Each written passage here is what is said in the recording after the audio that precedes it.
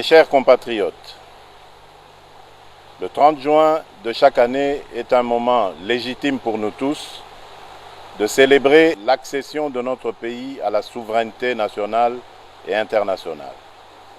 C'est aussi l'occasion de revisiter le chemin que nous avons parcouru ensemble, de prendre la mesure des défis au plan politique, économique et social, afin d'arrêter les voies et moyens d'offrir un meilleur avenir à notre progéniture.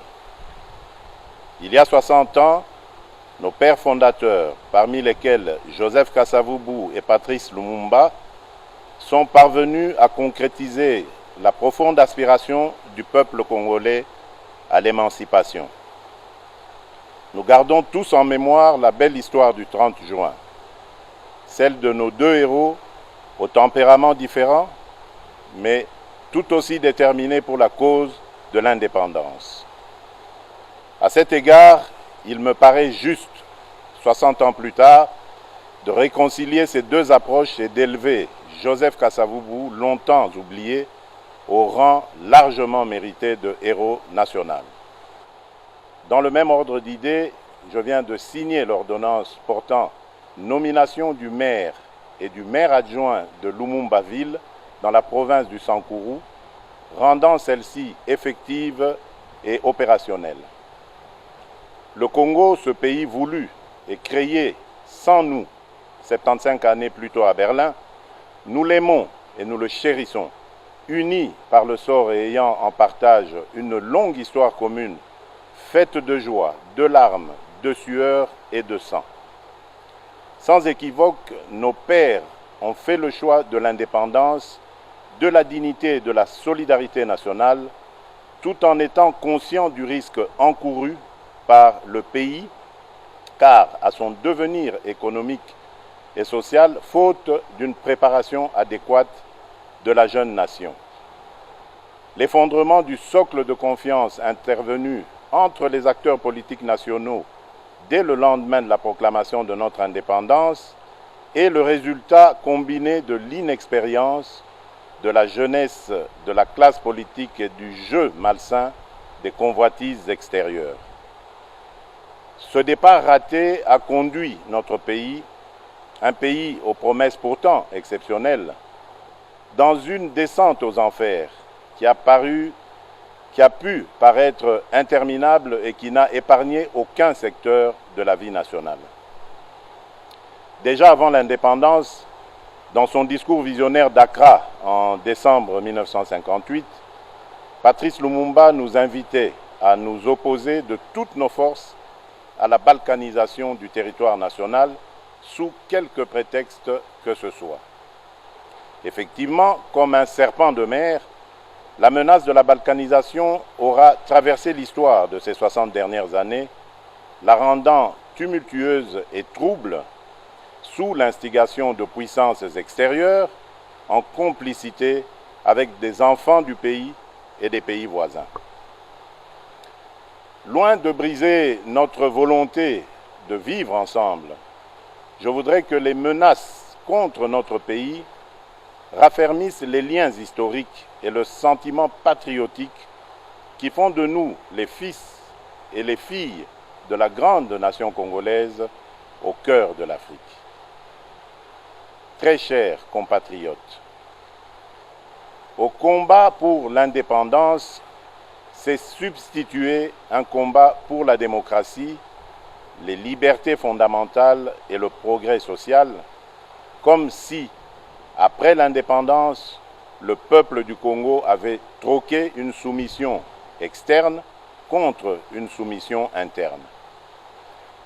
60 ans durant, malgré les vicissitudes et leur cortège de conséquences douloureuses, notre patrie est restée une et indivisible. Je sais gré à toutes les filles et à tous les fils de la République qui ont lutté jusqu'au sacrifice suprême dans leur détermination à préserver l'intégrité de notre territoire, l'unité nationale et les droits humains. Je n'oublie personne. Je pense à nos vaillants officiers et soldats qui travaillent nuit et jour dans des conditions extrêmement difficiles. Je pense à nos mamans et nos sœurs martyrisées dans leur chair. Je pense à nos enfants victimes des conflits, à qui un triste destin a arraché le simple droit d'espérer. Je pense à nos classes laborieuses, à nos paysans, à tous ceux qui chaque matin affrontent des difficultés de tout genre pour subvenir aux besoins de leur famille. Je pense à l'ensemble de nos forces vives, et en particulier tous les combattants et martyrs de la démocratie, qui, dans la suite d'Étienne Tshisekedi d'heureuse mémoire, ont affronté les répressions les plus sanglantes, les plus barbares, depuis les temps forts de la guerre froide jusqu'à la veille des élections de décembre 2018. Je pense à nos filles et à nos fils, lâchement abattus dans les rues de nos villes et de nos villages, jusqu'à l'intérieur des églises ainsi profanées. Je n'oublie personne, je n'oublie rien, aucune douleur, aucun déchirement ne doit être oublié. Au nom de l'ensemble du peuple congolais, je m'incline une fois de plus devant leur bravoure. Leur héroïsme nous a permis de franchir une étape importante dans notre marche vers l'instauration d'une nation respectueuse de la personne humaine et du caractère sacré de la vie. Mes très chers compatriotes, à vous tous, mes amis, qui avez lutté sans relâche à nos côtés, je vous demande de faire de ce 30 juin 1960 une date illustre que vous garderez ineffaçablement gravée dans vos cœurs, une date dont vous enseignerez avec fierté la signification à vos enfants, pour que ceux-ci, à leur tour, fassent connaître à leurs fils et à leurs petits-fils l'histoire glorieuse de notre lutte pour la liberté. Cet appel prophétique lancé par Patrice Emery Lumumba le 30 juin 1960, je vous demande de le graver indélébile dans votre conscience, car plus que jamais, il demeure d'actualité. Dans sa longue quête pour la démocratie et l'état de droit, notre peuple a enduré les pires atrocités, crimes contre l'humanité et pillage de ses ressources. Aujourd'hui, 60 années plus tard, le devenir de la nation est toujours entre les mains d'une classe politique, toutes tendances confondues, qui demeure versatile et qui peine à arracher la nation du cercle vicieux de l'instabilité et de la pauvreté. Jugez vous-même de notre héritage commun 60 ans après. Alors que le revenu moyen par habitant était de 1 000 $ américains en 1960, il est estimé à 400 $ américains aujourd'hui, en termes constants. Autrement dit, le Congolais moyen a perdu 60% de sa richesse au cours des 60 dernières années. Notre pays est paradoxalement aujourd'hui l'un des pays les plus pauvres du continent, alors qu'il fut l'un des plus riches il y a 60 ans. Notre réseau routier ne représente plus que 10% de ce qu'il était en 1960 et le réseau ferroviaire que 20%. Mes chers compatriotes, au lendemain de mon accession à la magistrature suprême, me conformant à mes obligations constitutionnelles et m'acquittant de mon devoir de redevabilité, j'ai prononcé le 13 décembre 2019 un discours sur l'état de la nation devant les chambres du Parlement réunies en congrès. Devant les honorables députés et sénateurs, j'ai eu l'honneur et la fierté de faire un tour d'horizon complet des principaux secteurs de la vie nationale autour des actions prioritaires de mon quinquennat contenues dans le programme du gouvernement. Il s'agit sur le plan politique du rétablissement de la paix et de l'instauration d'un État de droit. Sur le plan social, il y a notamment la gratuité de l'enseignement, la couverture sanitaire universelle et les logements sociaux. Sur le plan économique, la priorité a été donnée à l'accès à l'électricité et à l'eau potable, aux infrastructures et à la transformation structurelle de l'économie par sa diversification. Mes chers compatriotes, au moment où nous célébrons le 60e anniversaire de notre indépendance, je note que des pas importants ont été franchis. À l'est du pays, au nord et au sud Kivu, les groupes armés locaux et étrangers ont subi ces derniers mois une forte pression et enregistré de lourdes pertes. Plusieurs combattants issus de leur rang ont été soit capturés, soit démobilisés ou arrêtés, soit rapatriés dans leur pays d'origine. Les ADF sont à ce jour nettement affaiblis et délogés de tous leurs sanctuaires dans le territoire de Béni. L'armée réussit à déjouer plusieurs attaques terroristes de cette force du mal qui, de manière très isolée, mène des attaques ciblées contre les populations civiles. Je salue les efforts de nos officiers et de nos troupes sur le terrain et ma détermination d'en finir reste vive. En Ituri, le FRPI est engagé dans le processus de désarmement, de mobilisation et de réinsertion en cours de mise en œuvre. Ceci après la signature d'un accord de paix avec le gouvernement. Dans l'ensemble, des mesures non militaires sont davantage requises pour une meilleure mobilisation des communautés locales dans la lutte contre les forces négatives. Je réitère mon appel à tous les autres groupes armés afin de déposer les armes et de choisir la voie de la paix, sous peine de s'exposer aux sanctions coercitives de l'armée et à des poursuites judiciaires. Je condamne fermement les massacres des populations par des miliciens en Ituri, au nord et au sud Kivu. Tout en exprimant ma compassion aux familles durement touchées par cette barbarie ignoble, je les assure que ceci ne restera pas impuni. Chers compatriotes, comme je m'y étais engagé, l'établissement d'un État de droit est en marche dans notre pays. Le citoyen congolais a retrouvé la pleine jouissance de ses libertés fondamentales, de manifester, de résider dans son pays, de ne pas être arrêté pour des raisons politiques. La justice recouvre peu à peu son indépendance. Les avancées enregistrées l'ont été au prix de sacrifices extrêmes.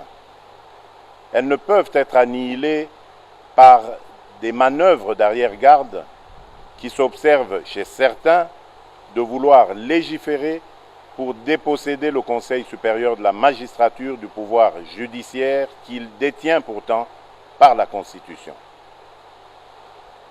Point n'est besoin de vous rappeler que la justice élève une nation. La justice est pour un État de droit ce que le sang est pour le corps humain. Voilà pourquoi j'estime que les réformes dans ce secteur doivent être dictées non pas par le souci de s'assurer une protection d'une personne ou d'un groupe de personnes, mais plutôt par le souci d'apporter plus d'efficacité et d'efficience au fonctionnement de la justice. En considération de ces éléments, je n'accepterai sous aucun prétexte des réformes dans ce secteur qui, par leur nature et contenu, viendraient porter atteinte à des principes fondamentaux régissant la justice telle que prévue dans notre Constitution, notamment l'indépendance du pouvoir judiciaire, du pouvoir législatif et du pouvoir exécutif, le pouvoir régalien de nomination des magistrats, la gestion du pouvoir judiciaire confiée au Conseil supérieur de la magistrature et bien d'autres. Je m'étais également engagé à rendre l'enseignement de base obligatoire et gratuit pour tous. À ce jour, fréquenter l'école est devenu une réalité pour nos enfants, quelles que soient leurs conditions sociales. En effet, jusqu'à la rentrée de 2019, notre pays était l'un des derniers au monde où l'école primaire était encore payante. Les parents finançaient les 2/3 des coûts de scolarité et 4 millions d'enfants n'étaient pas scolarisés en 2018 parce que les parents devaient choisir entre les nourrir ou les faire étudier. Depuis que nous avons lancé cette grande réforme pour la gratuité, 2,5 millions d'enfants supplémentaires ont pu retrouver le chemin de l'école. Cependant, cet engouement salutaire met en exergue 2 autres importants défis que nous devons relever. Celui des infrastructures d'accueil et celui de la qualité de l'enseignement. Quelles qu'en soient les difficultés, nous sommes sur la bonne voie et nous restons déterminés. Nous pouvons nous réjouir de bénéficier du concours sans précédent de la solidarité internationale pour la prise en charge de cette réforme dont le coût est supérieur à $1 milliard par an. Mais il nous faudra davantage mobiliser nos ressources internes à travers l'impôt pour soutenir à long terme l'éducation de nos enfants. Il s'agit d'une responsabilité collective et prioritaire qui doit interpeller chaque citoyen. J'ai également pris l'engagement de mettre un terme à l'impunité pour donner un sens à la lutte contre la corruption et les antivaleurs, car celles-ci sont à la base de presque tous les maux dans les différents secteurs de la vie nationale. Quelques mois après mon avènement, des ministres du gouvernement central et des ministres provinciaux ont été suspendus de leurs fonctions, déférés devant la justice et condamnés pour des faits de corruption et d'abus d'autorité. Aussi, ai-je à cet égard créé par ordonnance datée du 28 mars dernier une agence de prévention et de lutte contre la corruption, en abrégé APLC, qui a pour mission de prévenir et de lutter contre la corruption qui gangrène le pays en amont de l'action des institutions judiciaires. Sur le plan économique, j'ai fait de l'accès à l'électricité une priorité. Plusieurs projets publics et privés sont en cours de démarrage, notamment une centrale solaire de 1000 MW à Kinshasa et d'autres à l'intérieur du pays.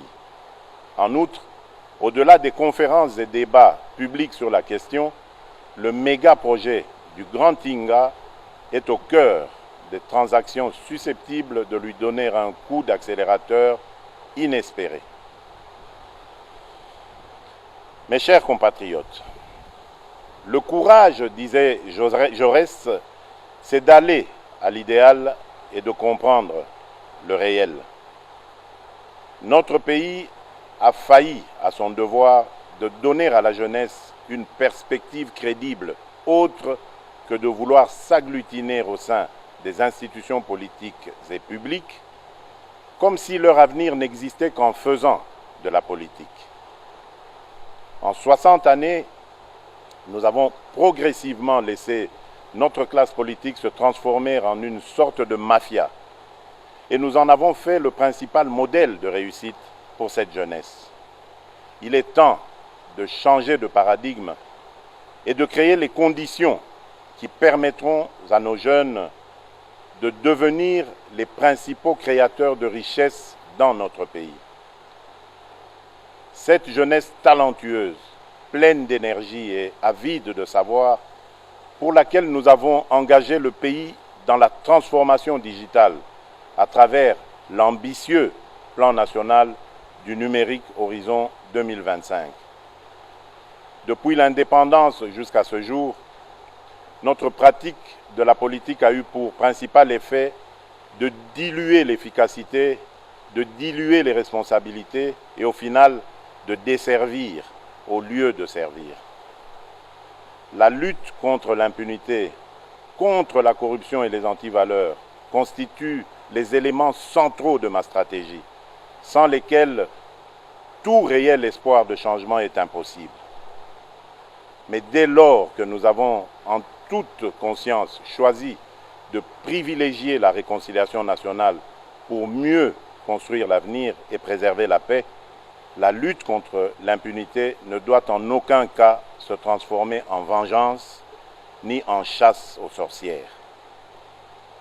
De même, aucune réconciliation crédible ne peut être envisagée si nous continuons avec les pratiques anciennes de la corruption, de la ruse et du crime.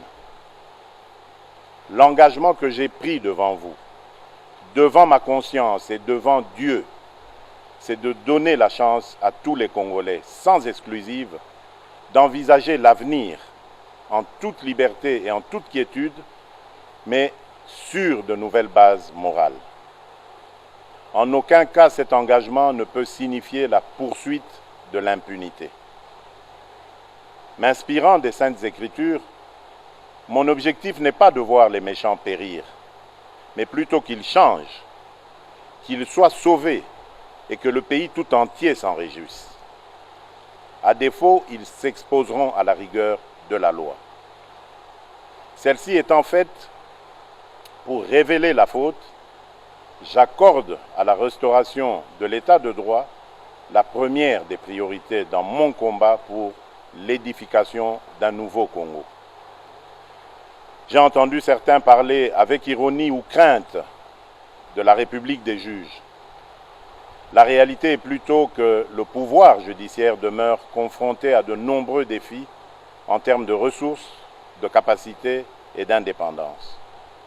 La République démocratique du Congo ne compte actuellement qu'un magistrat pour 28 000 habitants, alors qu'un ratio minimum de 1 magistrat pour 5 000 habitants est considéré comme étant la limite de la couverture requise par les standards définis par l'Association internationale des magistrats.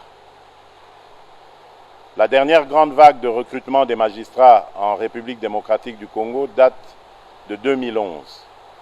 Nous avons donc un grand retard à rattraper. Mes chers compatriotes, j'ai à cœur l'ensemble de vos aspirations pour un Congo meilleur, un Congo paisible, plus juste et plus équitable. Qu'il s'agisse de la réforme en cours de la justice, que je compte poursuivre et approfondir, de l'indispensable rattrapage en matière d'infrastructures de base, de l'accès à la santé, de la pacification intégrale du pays ou de la préservation de l'environnement, le Congo a grandement besoin de ressources et de méthodes pour poursuivre avec succès la mise en œuvre du programme pour lequel vous m'avez élu. Je souhaite que l'expérience douloureuse révélée au cours du procès en rapport avec le programme des 100 jours tourne définitivement la page de la longue série de projets et programmes qui, à travers l'histoire de notre pays, ont donné lieu à d'importants coulages des ressources publiques en toute impunité. Je pense notamment au projet de Bukangalonzo, aux multiples cessions d'actifs miniers, aux projets de construction d'infrastructures routières, aéroportuaires et j'en passe. Le défi du Congo, le défi du peuple congolais, c'est de sortir de la répétition pour s'inventer un destin. À tout prix, nous devons y parvenir et nous allons y arriver. J'appelle le gouvernement de la République à engager des réformes sur l'ensemble de la chaîne de la dépense, afin que nos ressources publiques soient désormais mieux préservées et mieux utilisées.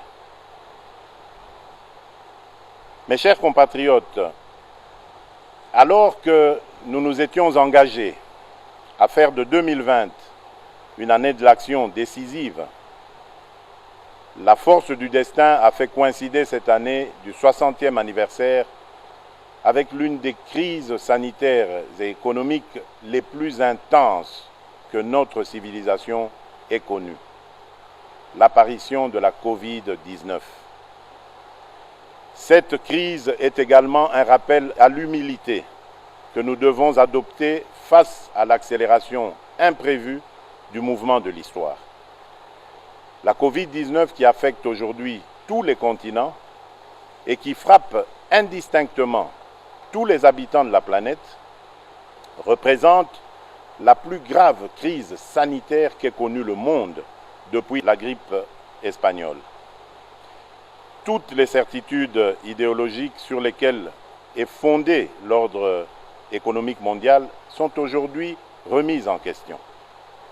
Pour s'adapter à cette nouvelle donne et offrir à ses États membres la possibilité d'investir massivement dans la lutte contre la Covid-19, l'Union européenne ainsi que la Banque centrale européenne ont revu et assoupli de manière exceptionnelle leurs règles et pratiques en matière budgétaire et d'endettement. Lorsque notre pays a été frappé à son tour par cette pandémie de Covid-19, j'ai, dans mes messages des 18 et 24 mars 2020, annoncé les mesures de prévention et de protection contre ce virus, en même temps que j'ai déclaré l'état d'urgence conformément aux dispositions pertinentes des articles 85, 144 et 145 de notre Constitution. La pandémie du coronavirus nous a une fois de plus rappelé à quel point nous étions dépendants de l'extérieur et combien nous pouvions être vulnérables à cause d'un système de santé déficient. Et pour atténuer les impacts immédiats de la Covid-19 dans notre pays, j'ai immédiatement engagé le gouvernement à prendre des mesures pour assurer la prise en charge sanitaire des personnes affectées par la pandémie ainsi que pour garantir la continuité de l'approvisionnement du pays en denrées de première nécessité. L'ensemble de ces dispositions ont permis de réduire très sensiblement le taux de létalité de la pandémie dans notre pays. Celui-ci est passé de 10% de décès dans les premiers jours à moins de 2,5% actuellement. Au niveau économique, la pandémie nous a rappelé l'excessive dépendance du pays vis-à-vis de l'extérieur. Ainsi, quelques grands projets agricoles ont été initiés pour renforcer notre autosuffisance alimentaire. 33 000 hectares à travers le pays ont été affectés aux cultures vivrières et commencent à produire leurs premiers résultats, dont 3 000 tonnes de riz à Kimpese, 4 000 tonnes de paddy à Nkuni. Nous attendons de récolter et transformer bientôt le manioc planté sur 800 hectares à Wangata. Afin de consolider cet élan sur les plans sanitaires et économiques, j'ai lancé le 18 juin 2020 un programme multisectoriel d'urgence dont le coût est estimé à 2,6 milliards de dollars américains. Il va sans dire que dans ce contexte de crise, il est également urgent de procéder à des économies partout où nous pouvons en réaliser, en commençant par les institutions politiques, afin de dégager des marges de manœuvre budgétaires supplémentaires pour assurer les dépenses sociales en faveur des catégories les plus fragiles. Mes chers compatriotes, à sa création, en marge de la conférence de Berlin en 1885, notre pays a été baptisé État indépendant du Congo. Loin de pouvoir caractériser la souveraineté des peuples qui y habitaient et qui venaient d'être soumis à un régime de colonisation, cette dénomination a symbolisé la volonté de son propriétaire d'alors, le monarque belge Léopold II, de transformer notre pays naissant en zone de libre-échange économique au profit des puissances occidentales de l'époque. C'est ainsi que notre pays a toujours été un centre d'enjeux planétaires qui le dépasse, au point que c'en est devenu son ADN, la source de ses joies et de ses peines. C'est pourquoi, tirant les leçons de l'histoire, j'ai résolument engagé la République dans la voie de l'ouverture internationale, dans l'unique but de préserver les intérêts supérieurs de mon pays et de mon peuple. C'est dans ce contexte que j'estime nécessaire que notre histoire commune avec la Belgique et son peuple soit racontée à nos enfants en République démocratique du Congo ainsi qu'en Belgique sur la base d'un travail scientifique réalisé par les historiens des deux pays. Mais le plus important pour l'avenir, c'est de bâtir des relations harmonieuses avec la Belgique, parce qu'au-delà des stigmates de l'histoire, les deux peuples ont su construire une relation forte que j'ai pu vivre personnellement lors de mon exil en Belgique, mon autre Congo.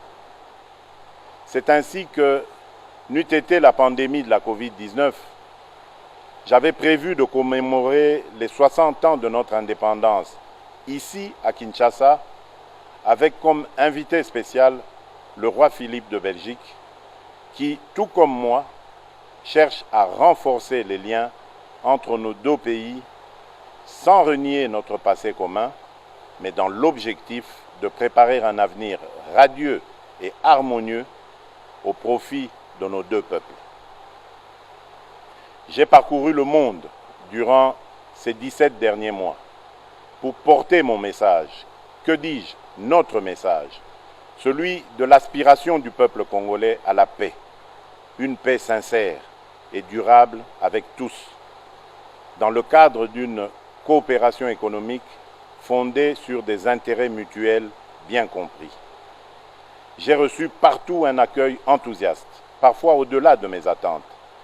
Et la voix de la République démocratique du Congo dans le concert des nations compte désormais plus qu'avant. Notre pays, naguère victime de guerres d'agression, assure désormais des médiations de paix et offre ses bons offices, notamment entre l'Égypte et l'Éthiopie, en rapport avec le différend relatif aux eaux du bassin du Nil, ou encore aux côtés de l'Angola pour la recherche de la paix entre le Rwanda et l'Ouganda dans l'intérêt de la paix dans l'ensemble de la sous-région des Grands Lacs. Mais nombreux déplacements ont également hissé la coopération au développement en faveur de la République démocratique du Congo à un niveau sans précédent. Rien que pour la Banque mondiale et le Fonds monétaire international, depuis février 2019 jusqu'à ce jour, notre pays a mobilisé plus de 3,4 milliards de dollars en dons et en prêts approuvés par ces deux institutions, desquels environ 1 milliard ont déjà été décaissés. Au niveau bilatéral, les nouveaux engagements financiers générés en faveur du Congo à la suite de cette intense activité diplomatique dépassent le milliard de dollars, dont plus de 600 millions rien que pour les États-Unis d'Amérique, pays avec lequel nous avons établi une relation privilégiée et stratégique. J'ai cependant constaté que les flux d'aide publique approuvés en faveur de la République démocratique du Congo tardent souvent à être décaissés, parfois jusqu'à 11 mois de retard, à cause des pesanteurs inexplicables, voire inacceptables, liées aux formalités administratives et législatives de mise en vigueur des différents accords de dons ou de prêts. L'urgence de nos défis économiques et humains ne peut continuer de s'accommoder de tels atermoiements funestes. Mes chers compatriotes, je suis bien conscient que dans votre fierté légendaire, vous ne pouvez vous contenter d'une situation de dépendance structurelle à l'aide publique internationale. C'est pourquoi je nous invite à concentrer l'essentiel de notre fierté nationale à promouvoir le sens de la valeur du travail, la création de la richesse, le paiement d'un impôt juste et l'exercice de la solidarité nationale. Mes très chers compatriotes, alors que l'œuvre du redressement de notre pays postule le rassemblement de toute la nation autour de l'essentiel, nous devons affronter en même temps les contingences imposées par cette expérience inédite de coalition politique formant la majorité. Il est important que cette expérience inédite et sensible, mais que nous voulons salutaire, ne conduise à aggraver les problèmes de notre société en créant ou en renforçant l'hostilité mutuelle et la méfiance. Comme il y a 60 ans, étrange répétition de l'histoire, il y a une majorité parlementaire et un président de la République qui viennent de composantes politiques différentes, jadis en opposition frontale. N'est-ce pas un sort de l'histoire afin que nous réparions le péché originel qui a entraîné notre pays dans une succession de crises?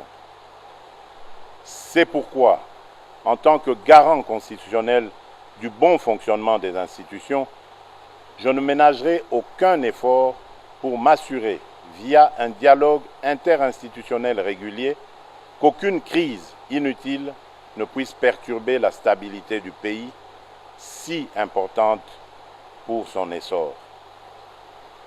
Permettez-moi néanmoins de saisir cette occasion symbolique de commémoration de l'indépendance pour réaffirmer qu'aucune majorité politique ou parlementaire, d'où qu'elle vienne, ne peut outrepasser les principes fondateurs de la République qui sont à la base du pacte social tel que consacré dans la Constitution du 18 février 2006, à savoir un État de droit indépendant, souverain, uni et indivisible, social, démocratique et laïque.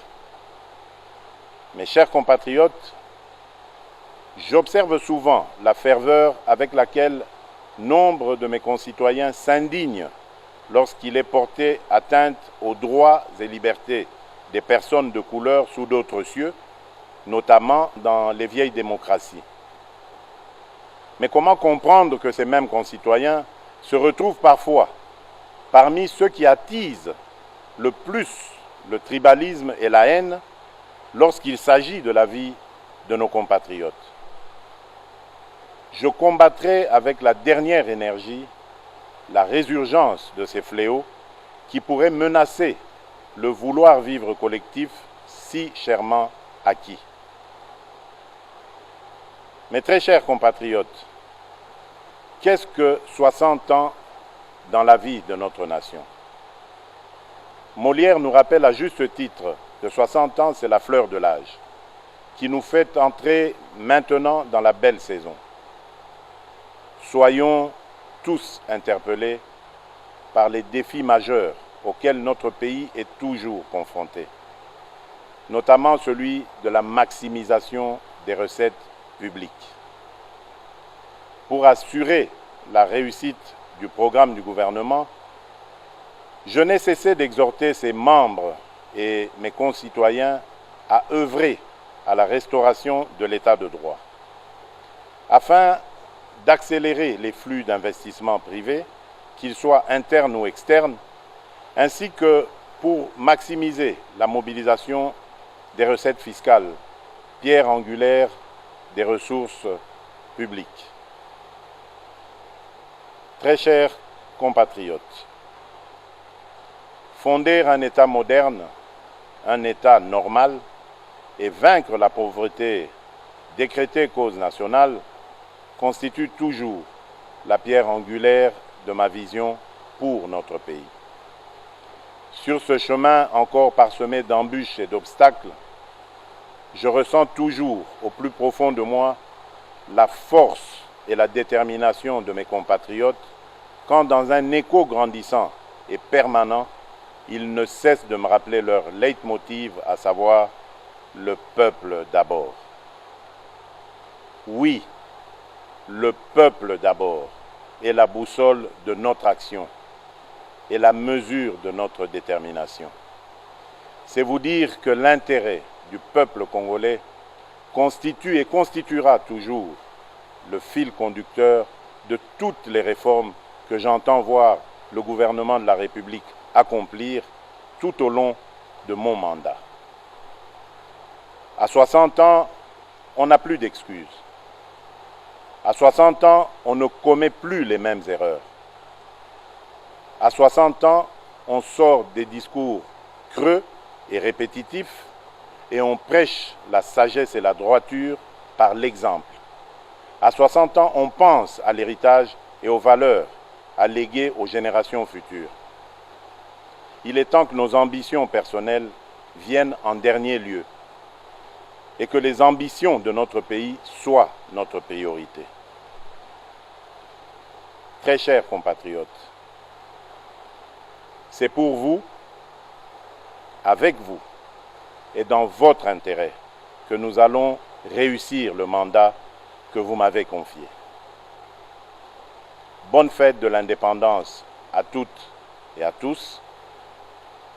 Vive la nation congolaise unie et forte. Que Dieu bénisse la République démocratique du Congo. Je vous remercie.